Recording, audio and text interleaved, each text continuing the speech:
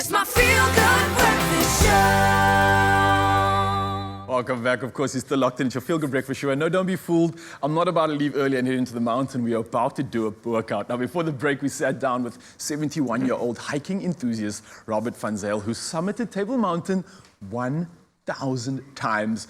Oh yes, that's right, you heard it correctly. Now, we're so glad you're in the studio with us, and an ex-marathon runner still keeping healthy and fit is an absolute inspiration. So I know you like being inside, we love not necessarily always going to the gym, but finding other ways to do so. So I've created something a little bit different for you to do, which is different to the normal routine, and myself and Robert think that this is the perfect way for everybody out there, you Mzansi as well, to get your hiking flow going, of course. And we're going to work all the muscles that you need to conquer your first summit. Robert, you ready? This is going to be like chalk and cheese, child's play for you. So the first exercise, which I thought, I get creative with this workout, and we don't always need equipment, and like you mentioned, we have that beautiful playground. So let's use what we have, and we all have a hiking bag or a bag of sorts. So let's use that as our weight, and it's also good prep and conditioning for when we're actually in the mountain with our bag.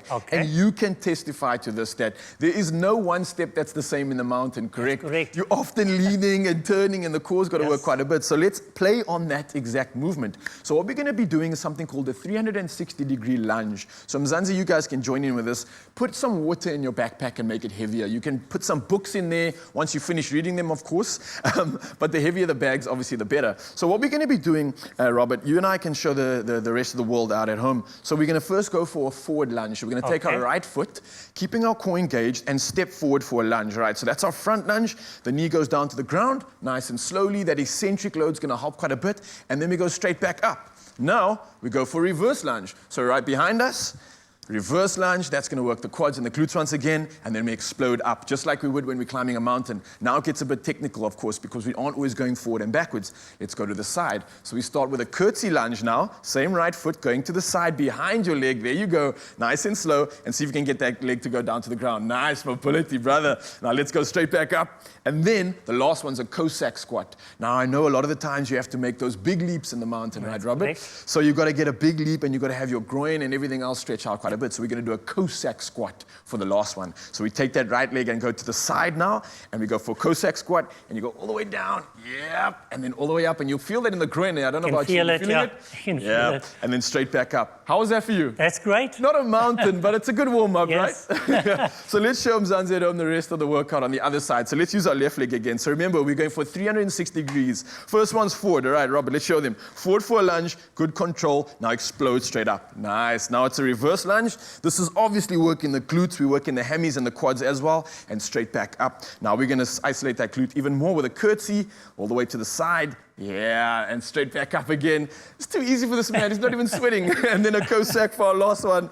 All the way down. You Mzansi at home, you will feel a stretch in the groin there. That is a good thing. You want range of motion and power when you're hiking. If you want to do this 1,000 times, you can't just power through. You need your recovery as well, which is vitally, vitally important. All right. So next exercise. You ready for this one? I thought, especially when we climb the mountain, and especially when I take guys out, Robert, I don't know about you, but what's the first few muscles that kind of start to feel the burn? It's the legs, right? It's the legs right here. Yeah, exactly. So what I thought is, let's work that component. So you're talking about the calves, and I got to mention, man, I noticed an incredible tattoo over there on your calf. I don't even want to show Mzansi, and I believe you actually That was done last week.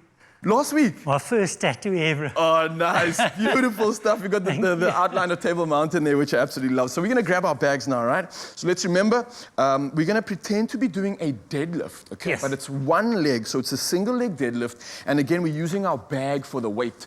So what we really want to do is have the bag on our outside, right leg on the ground, left leg in the air, all right? So the left leg's just behind me. Now I'm going to slowly let the bag go down to the ground, but with keeping my arm nice and straight. So all the way down to the ground, you stick your back leg out to the back of you.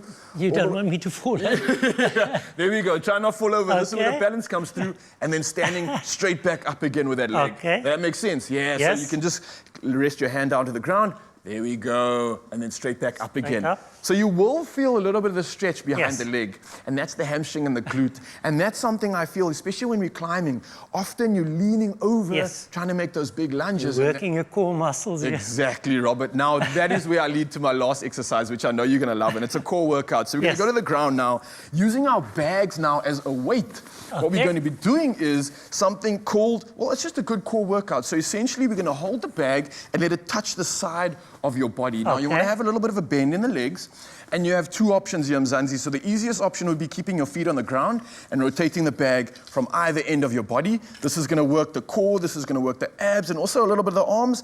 But if you want to make it even harder, Robert, what we can try to do is keep our legs in the air. So this is balancing and moving the bag over. Let's see if Okay. we can do that. Oh, man, That's possible. I can't break this man. 1,000 X in. There's nothing that's going to be undefeatable for Robert. Brother, thank you so much. I don't know how the core is feeling over there. You feeling That's the burn? fine. No, Too fine. easy. Well, brother, I can't thank you enough for joining us in the studio. Of course, 1,000 summits, that's no easy feat. And of course, after something like that, you need to refeed the belly. So I believe you're going to be cooking up something special in the Yes, kitchen for us. my wife is not going to believe it when she sees this because I never cook. All right, well, I'll Mzansi, try. you heard it. Robert van Zyl is going to head to the kitchen for something special, and I know you worked out and earned it. Let's go, brother. Okay.